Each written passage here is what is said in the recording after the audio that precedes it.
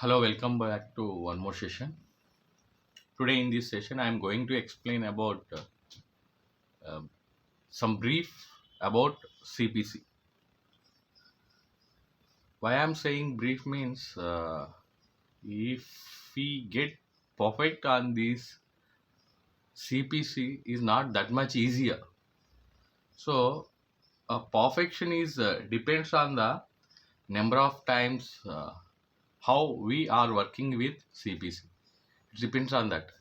So that I am saying that's why I said just brief. So coming back to the concept CPC. So already we know that laws can be two types based on their nature.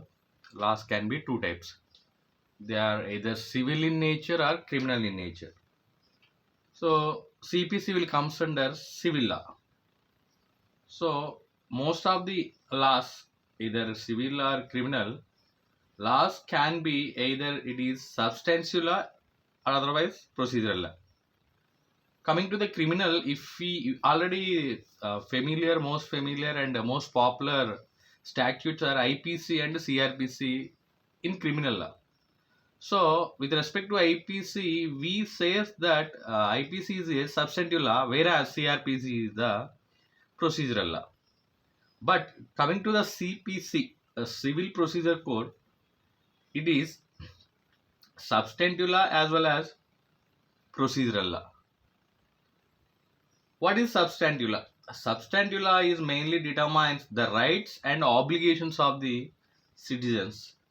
Procedural law means procedural law says that or it provides rules and procedure for the enforcement of rights and obligations of the parties.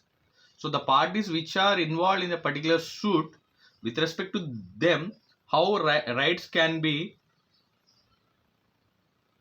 enforced, their rights can be enforced. So coming to the CPC, it is substantive as well as procedural. The civil procedure code mainly consists two parts. One is with respect to the, if you observe that code, the particular civil procedure code, it consists 158 sections and one schedule. In that one schedule, it consists 51 orders. So every order again consists a number of rules. So if you go through that particular order, you came to know what is rule, what is order. So this is the major components in the CPC. The consists which what are the uh, major part in this CPC. So once you go through the Bare Act, we can observe the some major part of the CPC. So we can observe the almost 11 parts in Bare Act of CPC, Civil Procedure Code. So in that 11 parts, the first 8 sections, exclusively explains about preliminary part. It's nothing but introduction.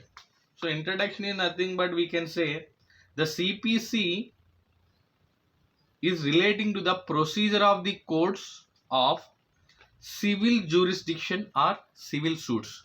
So it's mainly intended for civil nature suits and where that civil jurisdiction is allowed. For that, this statute is introduced or enforced. So once we observe that actually this act was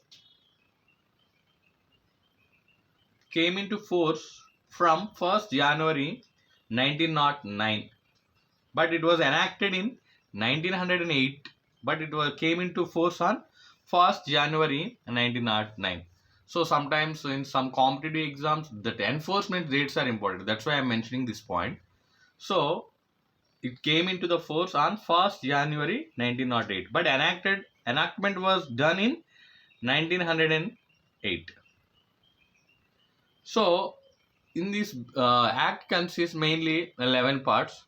So in this 11 part, the first part from section 9 to 35 is related to the suits, with respect to the suits in general.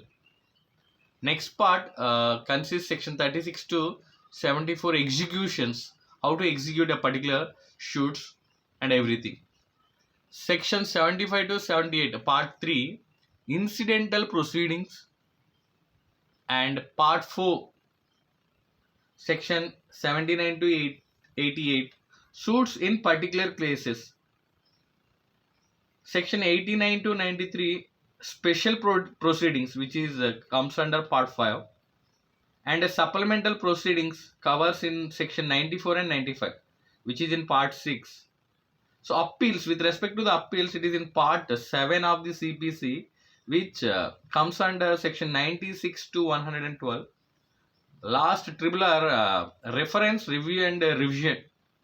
With respect to this, with respect to the reference, review and revision, section 113 to 115, which will comes under part 8. Part 9 says about special provisions relating to the high courts not being the court of a judicial commissioners.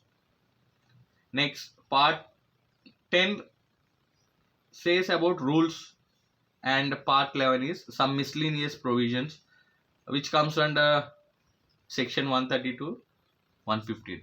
So this is the just introduction part of the CPC. With respect to this, we'll make a video in one more session. Thank you.